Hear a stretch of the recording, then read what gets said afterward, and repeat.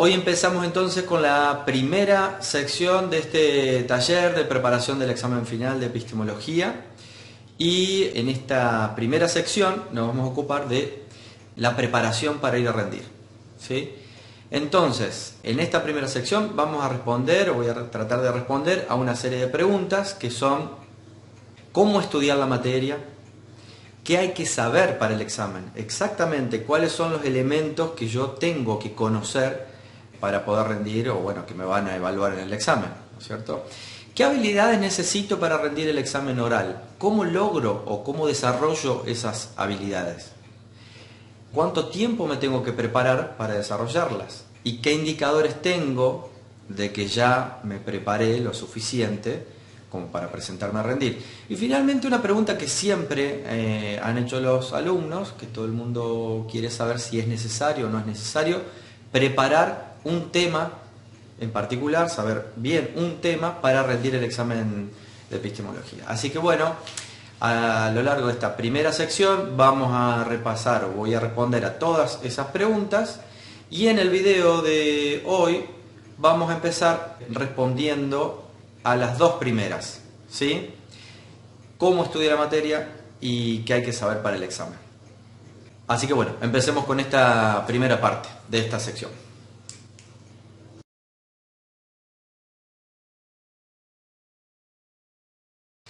Bien, con respecto a cómo estudiar la materia, yo les voy a recomendar 5 cosas para que tengan en cuenta. 3 de estas 5 cosas son más bien genéricas, generales, ¿no? Para estudiar la materia. Y hay 2 que podríamos considerar que son más específicas de esta materia en particular. El que quiera usar algunas u otras no, es decir, tomen lo que les sirva, y lo que no les sirve no lo tengan en cuenta. Pero a mí me parece importante entonces repasar estas 5 cosas a tener en cuenta, ¿no es cierto? La primera tiene que ver con cómo ir procesando la información que voy estudiando y que voy aprendiendo. Entonces, la primera recomendación es tener la información en 2 formatos: en formato verbal, lingüístico, y otro en formato visual. ¿Qué quiere decir esto? Bueno, usar, a medida que voy estudiando, voy haciendo resúmenes, y entonces en forma verbal voy fijando los conocimientos que tengo que aprender, y esa misma información después pasarla como un ejercicio, ¿no es cierto? Pasarla a un formato visual, es decir, podemos usar lo que se llaman mapas conceptuales o mapas mentales. Y entonces después voy a hacer el ejercicio de, a partir de mi mapa conceptual o el mapa mental, empezar a desarrollar el tema por la información que yo ya tengo de manera en el formato verbal, o a la inversa, a medida que voy leyendo mis resúmenes, voy recordando el mapa mental o conceptual que me hice. ¿Está bien? Entonces, esta es una primera recomendación para tener en cuenta a la hora de estudiar. La segunda es la de dividir la carga de estudio, ¿no? Siempre rinde mucho más la división de la carga de estudio en el tiempo que afrontar la misma carga de estudio de un solo tirón, por decirlo así. Entonces, por ejemplo, si yo tengo en la semana, supongamos, 10 horas libres para estudiar, me conviene mucho más estudiar durante 5 días, 2 horas diarias, rinde mucho más que estudiar en un solo día 10 horas de corrido.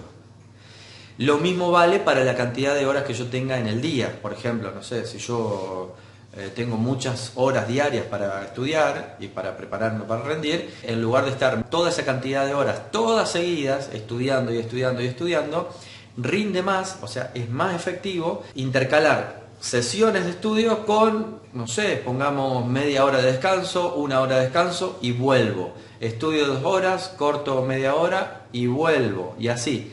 Entonces, distribuir la carga de estudio con intervalos de recreo.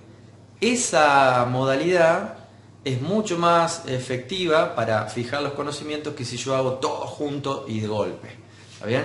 Por la misma razón, entonces, si ustedes ya saben cuál es el periodo o lapso de tiempo que tienen para preparar la materia, no se dejen la mayor cantidad de carga de estudio para el final. Eso es además lo peor que pueden hacer, porque es mucha información que no van a poder asimilar justo en los días previos antes de rendir. Eso hay que distribuirlo en el tiempo y empezar mucho antes a estudiar. Entonces, estudio un poco un día, otro poco otro día, otro poco otro día, y después me doy un par de días para repasar, y eso hace que el esfuerzo y el tiempo invertido en estudiar rinda muchísimo más que si estoy la misma cantidad de tiempo en los 3 últimos días antes de rendir. Esa estrategia definitivamente no se la recomiendo. La tercera cosa a tener en cuenta es que sean conscientes de la dificultad de esta materia, es decir, la dificultad que tienen los textos que tenemos que estudiar. Porque ¿qué pasa? Quizás a muchas personas, en función de la experiencia previa que tienen, por ejemplo, quienes vienen del secundario, hay personas que ya han hecho una carrera previa, entonces ya tienen alguna experiencia en relación a el estudio en este nivel educativo, digamos, en la universidad, pero la mayoría viene de la secundaria. Entonces, a muchas les habrá pasado que, bueno, tienen la experiencia de leer un texto e ir comprendiendo, con lo cual en una segunda lectura ya van como fijando, y supongamos para prepararme para un examen, simplemente habiendo hecho resúmenes, subrayando y tal, me pongo a memorizar y ya estoy listo para presentarme a la evaluación. Sin embargo, ahora nos enfrentamos a textos que los leemos una vez y no entendemos mucho. No entendemos un párrafo, no entendemos una página, no entendemos una sección entera. Cuesta mucho entender de qué se trata, de qué están hablando, qué es lo que tengo que estudiar. Bueno, y esto entonces empieza a generar un poco de frustración. Vuelvo a leer, sigo sin entender y hasta a veces leo por una tercera vez y solamente entiendo muy parcialmente las ideas principales de la sección o del capítulo, ¿no es cierto? Y esto ya empieza a generar inseguridad, ¿no? Sin embargo, esta experiencia que van a tener con los textos, o que ya han tenido con los textos, no tiene que conducirlos a concluir de que hay algún problema cognitivo que tengo, que no puedo procesar esta información, o que estos textos son imposibles, ¿no es cierto? O que esto es para personas que son muy inteligentes, o yo qué sé. Nada de esto es verdad, nada de esto es verdad. Lo único que implica tener esta vivencia y esta experiencia es que se van a tener que familiarizar con abordar textos complejos. No el tipo de textos al que estamos acostumbrados por el nivel de complejidad, sino textos más complejos. Esto les va a pasar con esta materia y quizás con muchas otras materias que estudien a lo largo de la carrera, ¿no es cierto? ¿Cuál es la particularidad de esta materia o de la complejidad de esta materia? En primer lugar, tiene que ver con la disciplina a la que pertenecen. Es decir, nosotros cuando recién empezamos las lecturas de estos textos, nos estamos metiendo en una disciplina que no tenemos ni idea.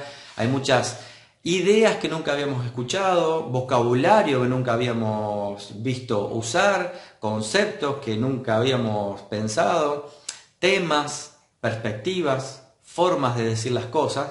Y eso hace que sea un texto, bueno, más complicado, porque nos estamos metiendo, por decir así, en un mundo donde las personas hablan de una forma que nosotros no habíamos visto nunca, ¿no? Entonces, eso ya le agrega un poco de complejidad al asunto. Ahora bien, además, los temas que trabajan los autores, que nosotros tenemos que estudiar, son elaborados y son escritos usando ciertas habilidades que se desarrollan en esta disciplina en particular, que tampoco nosotros habíamos aplicado antes o no habíamos usado con tanta intensidad, como por ejemplo el análisis conceptual. Nunca hicimos análisis conceptual, el razonamiento lógico, quizás nunca, digamos, fuimos entrenados demasiado en el razonamiento lógico de cualquier tipo, la habilidad de argumentar, de desarrollar un argumento, de leer un argumento, analizar un argumento, etcétera, etcétera. Entonces, estas dos cosas, tanto la temática, las ideas, el vocabulario, como las habilidades necesarias, en nuestro caso para estudiar el tema, porque así fueron desarrollados los temas, ninguna de las dos cosas las tenemos, y entonces hace que estos textos que tenemos que abordar en la materia tengan una dificultad específica de esta asignatura, ¿no es cierto? Y son, en general, les va a volver a pasar algo similar en otras materias por el nivel de dificultad, por la poca familiaridad que tengamos con la disciplina en la que nos estamos metiendo. ¿Está bien? En conclusión, abordar textos con esta dificultad y entonces tener una segunda o hasta una tercera lectura sin que todavía tengamos una claridad suficiente, no podamos entender, y entonces tener la vivencia de que esto es la primera vez que nos pasa, en este caso es lo más normal del mundo, es absolutamente esperable que les pase esto. Entonces, mi tercera recomendación o la tercera cuestión a tener en cuenta es la dificultad que tiene esta asignatura y esta materia, por las dos razones que ya dije, por familiaridad con la temática y por las habilidades que son necesarias para abordar este tipo de textos, y entonces no desesperar, digamos, familiarizarse con estas vivencias. Es lo más normal y esperable del mundo, digamos, cuando abordamos materias o textos con este tipo de dificultad. Bien, habiendo entendido entonces que estamos abordando textos que tienen un cierto nivel de complejidad por las dos razones que ya expliqué antes, la cuarta cuestión que yo recomiendo tener en cuenta a la hora de estudiar es tener yo recomiendo una estrategia para abordar textos de este tipo. La estrategia que yo sugiero y les recomiendo, lo he dicho en las clases de consulta también, es muy simple, que consiste en estos tres pasos, muy simples. Leer el texto, volver a leerlo y finalmente volver a empezar. Es decir, leer, releer y volver a leer. ¿Está bien? ¿Cuántas veces tengo que hacer esto? Bueno, las veces que sean necesarias. Por supuesto, con algunas condiciones. Primero, tomando algunos momentos de descanso, ¿no? Porque a veces estar ensañado con un tema que no entiendo, a la larga termina no rindiendo demasiado el esfuerzo. A veces sirve estar con la cabeza metida en un determinado tema, en un texto, pero también cortar, voy, me pongo a estudiar otra materia, o me tomo un recreo, o salgo a caminar, o miro algo, me entretengo y vuelvo. Cuando vuelvo, como despejé un poco la cabeza, la despegué de ahí, me despejé y vuelvo, probablemente logre algunas comprensiones que no estaba pudiendo lograr mientras estaba ahí insistiendo, ¿no es cierto?, en tratar de entender. Ahora bien, la otra condición, ¿basta con leer, leer y releer y leer y volver a leer? No, no es suficiente, claramente, ¿no es cierto? Además de leer, releer, tomarse unos descansos y volver a empezar, yo, por supuesto, sugiero tener en cuenta al menos unas 4 cuestiones. Primero, ser conscientes de que hay que tener voluntad y constancia para este ciclo e iniciarlo todas las veces que sea necesario, ¿no? Voluntad y constancia, hay que tenerla, si no, no se puede estudiar, digamos. La segunda cosa es que en iniciar el ciclo y volver a iniciarlo la cantidad de veces que sean necesarias, bueno, hacerlo no de manera pasiva, leer y nada más. Por supuesto, yo recomiendo, primero y principal y muy fundamental, buscar el significado de palabras que yo no conozca. Que es, no sé, porque es una palabra que leo la primera vez, o porque es una palabra que yo en realidad nunca busqué la definición de esa palabra, y entonces tampoco tengo muy en claro cuál es el significado preciso de esa palabra, de cualquier palabra. En este sentido, por ejemplo, no sé, hay personas que durante el secundario tuvieron o adquirieron, la primaria o el secundario, adquirieron el hábito de la lectura, y entonces han leído cuentos, novelas o ensayos, lo que sea, y entonces tienen un vocabulario muy amplio, porque han ido aprendiendo. Pero hay otras personas que no tuvieron ese hábito. Con lo cual, cuando encaran la lectura de estos textos, hay un cierto bagaje, digamos, de conocimiento del significado de las palabras que no tienen, y eso dificulta mucho la lectura y la comprensión de lo que se está tratando en ese texto. Entonces, una cuestión fundamental es buscar el significado de las palabras. No solo de palabras que podríamos decir que se pueden usar en cualquier contexto, sino, y sobre todo, palabras que uno se da cuenta que son técnicas. El vocabulario técnico, las palabras técnicas son palabras que, digamos, forman parte del vocabulario que se utiliza en una disciplina en particular. ¿Está bien? En este caso nosotros estamos en epistemología, son textos de filosofía de la mente o de fenomenología, filosofía de la ciencia, entonces hay todo un vocabulario, un conjunto de palabras bastante grande que quizás nunca habíamos leído y no sabemos cómo se usa. Hay que buscar el significado de las palabras todo el tiempo. Entonces, mientras voy leyendo, subrayo las palabras que no entiendo, como mínimo eso, punto 1. Y después busco el significado, los busco ahí o los busco antes de hacer la relectura. Segunda cuestión, mientras voy haciendo este ciclo de leer y releer. Bueno, me voy haciendo preguntas acerca de qué está queriendo decir el texto en esta parte. en esta sección o en este párrafo? ¿Cuál es el significado de este párrafo? ¿Cuál es la idea principal de este párrafo? ¿Cuál es la idea principal de este otro? ¿Cuál es la idea global de la sección? ¿Y sobre qué trata el capítulo en su conjunto? ¿Está bien? O si leo un artículo, ¿de qué habla en definitiva o en síntesis este artículo? Ese ejercicio hay que hacerlo. Hacerse la pregunta e intentar responderlas con cada relectura que hago. Responder y conocer el significado de las palabras, digamos, de sentido común, de las palabras y del vocabulario técnico, el significado de cada párrafo, de cada sección, el significado de cada capítulo o de cada artículo. ¿Bien?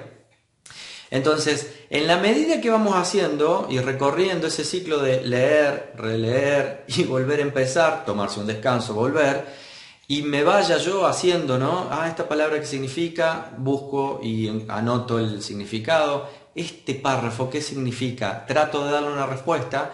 Eso siempre, siempre, siempre me va a ayudar a ir ganando comprensión de un párrafo en particular, que antes no entendía, en la primera o en la cuarta lectura no entendía, pero en la quinta lo entendí. Comprensión de una sección, comprensión de un capítulo.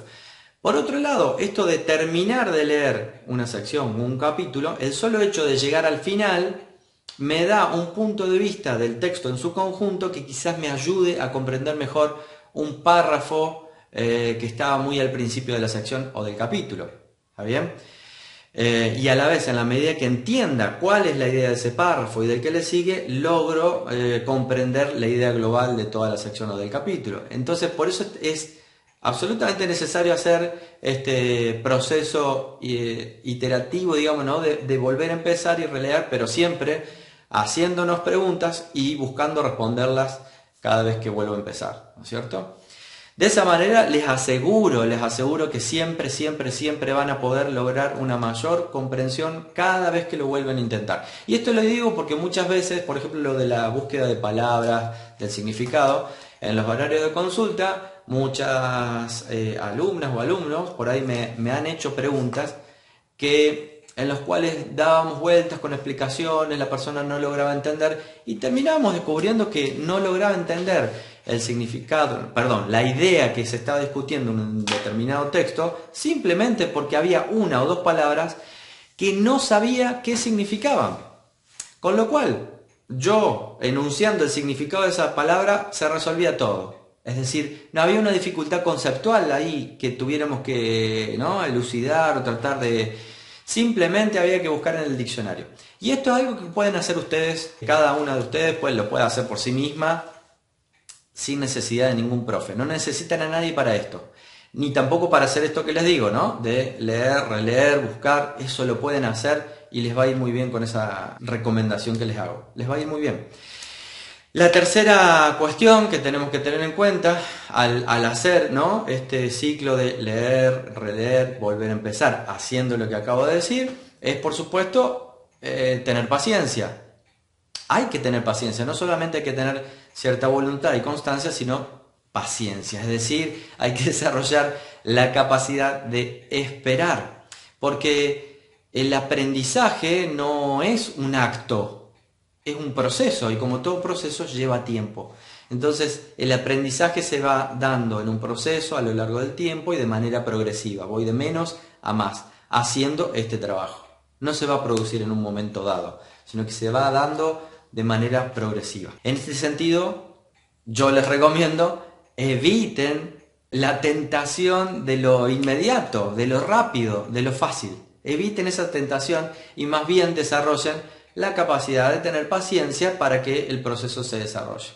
La cuarta cuestión a tener en cuenta al aplicar esta estrategia sería, por lo tanto, y como en conclusión, familiarizarse con los procesos de aprendizaje.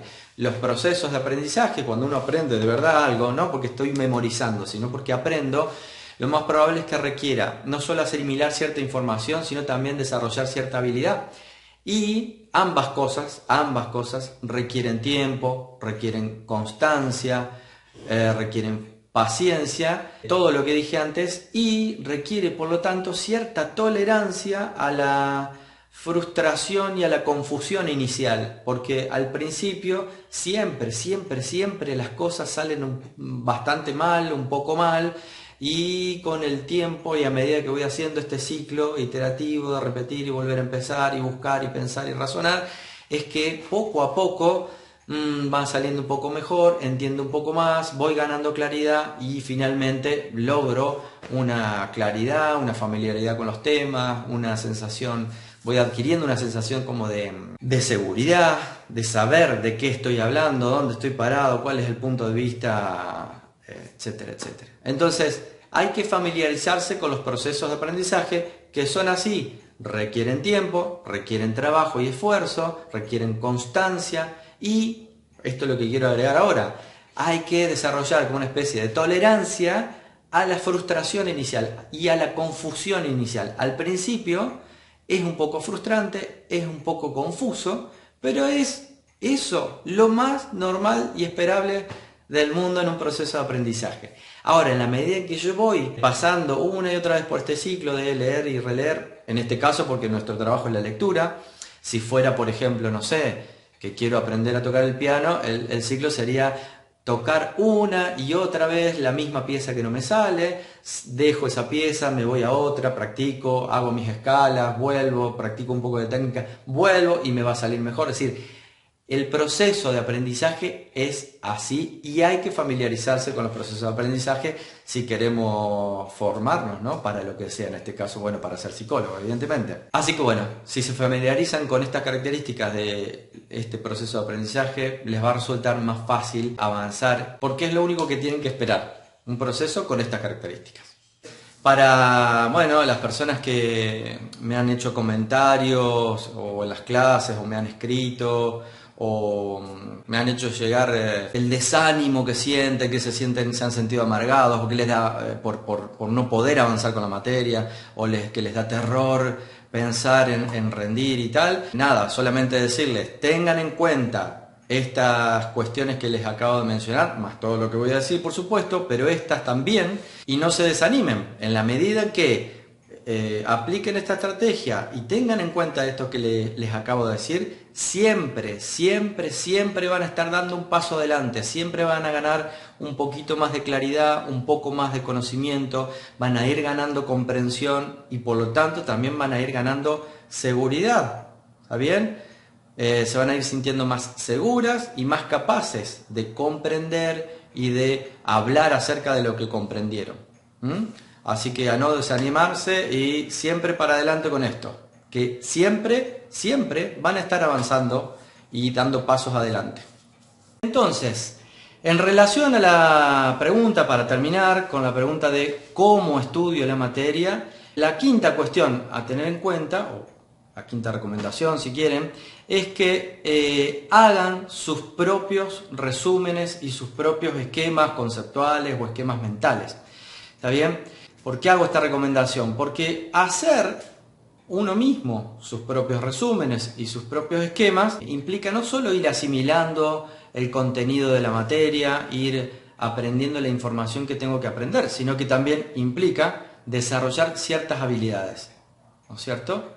Y ambos, tanto el conocimiento como las habilidades, es decir, tanto la información como esas habilidades, son importantes para el aprendizaje de la materia, para tu formación en esta materia y en cualquier materia. Es decir, en la medida que vos hagas tus propios resúmenes, tus propios esquemas, no solamente estás asimilando información, sino que estás desarrollando estas habilidades. Y esto es importante darse cuenta, notarlo o que alguien lo señale, porque cuando te falta uno de estos dos elementos se nota mucho. Es decir, yo he tomado muchos exámenes finales a personas que la verdad es que cuando han estudiado de resúmenes de otros, se nota porque no pueden defender los puntos de vista que acaban de enunciar, porque como no los elaboraron ellos mismos, apenas uno hace una pregunta u otra, bueno, no saben muy bien cómo defender eso, porque no hicieron todo el trabajo que había que hacer para llegar hasta esa síntesis, digamos, ¿no? Es decir, en este sentido, claro, usar el resumen de otra persona, que me facilita otro, que yo le pido me lo da, tiene una enorme ventaja. Está buenísimo, en el sentido tiene un pro. ¿Cuál es? Y bueno, sin la inversión de tiempo, de energía y de trabajo para construir ese resumen, para redactarlo, para armar estos esquemas, yo rápidamente tengo la información necesaria ya procesada y lista ¿para qué? Para leer, entender mínimamente lo que está ahí y memorizo y me presento a rendir. Entonces, en ese sentido, bueno, está buenísimo. ¿Cuál es la contra? Que justamente como no hice el trabajo para elaborar el resumen y el esquema, no desarrollé ninguna de las habilidades que son necesarias para hacerlo, como por ejemplo una lectura activa, comprensiva, desarrollar mi capacidad de razonamiento para llegar a los puntos claves y centrales de cada texto, la capacidad de establecer relaciones conceptuales, de sintetizar la información. Ser capaz de sintetizar es una habilidad que hay que desarrollar.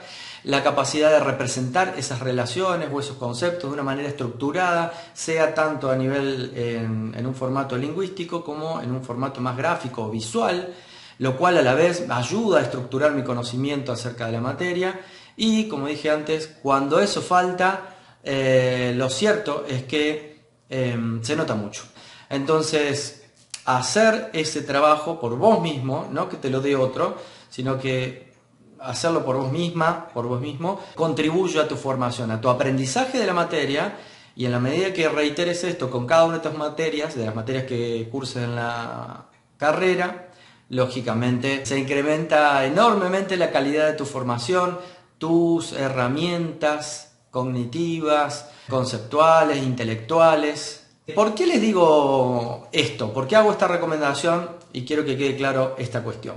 Bueno, en primer lugar porque por mi experiencia y mis conocimientos, digo, entre un sistema o una forma de estudiar que da muy buenos resultados y otro que da unos resultados más regulares, mediocres o malos, yo les voy a recomendar el mejor y no el peor. Voy a recomendar el que resulte más beneficioso para el aprendizaje de la materia y para su formación en general. Y esto lo hago pensando, ¿no? Yo cuando pensaba en hacer esta recomendación pensaba en ese proverbio que supuestamente es un proverbio chino, ¿no? Y claro, ese proverbio yo lo tomaba en mi rol de docente. Entonces, ¿qué quiero yo favorecer en una persona que está estudiando y se está preparando para rendir la materia? Bueno, lo hago desde mi punto de vista. Y prefiero recomendar una cosa más que la otra, más que darles la otra. Ahora, pensándolo un poco más, también me ponía yo en el lugar de alumno o de estudiante. Y creo que eso es algo que ustedes tienen que hacer también. Es decir, si yo como docente te doy algo y vos lo tomás, ahí hay una interacción en la cual los dos somos responsables de un acto. Yo de dar, pero vos de tomar. Entonces, yo cuando soy estudiante también soy responsable de tomar lo que me dan o de pedir lo que quiero. Y entonces tengo que pensar qué me conviene y qué quiero. Como estudiante siempre soy responsable de decidir qué camino tomar, qué opción tomar. ¿Está bien? Entonces, la verdad es que estudiar de resúmenes de otro es como pretender comer un día y nada más, mientras que aprender a pescar implica la decisión o la pretensión de alimentarme toda la vida, porque en la medida que yo genero y desarrollo en mí mismo esos recursos, aprendo a pescar y puedo alimentarme por mí mismo, o con una escasa ayuda de alguien más, que me guíe, que me ayude. Bien, entonces bueno, ese es el motivo por el cual yo les recomiendo hacer esto. Así que este sería el último punto del cómo estudiar la materia. Vamos a hacer como un breve repaso de los puntos que toqué hasta acá. Y para quienes hayan decidido hacer más este camino de aprender a pescar y de hacer sus propios resúmenes y estudiar en la forma en que les estoy sugiriendo, en el siguiente video, no lo voy a hacer en este para que no sea tan largo, en el siguiente video vamos a responder a la pregunta de qué estudiar de la materia.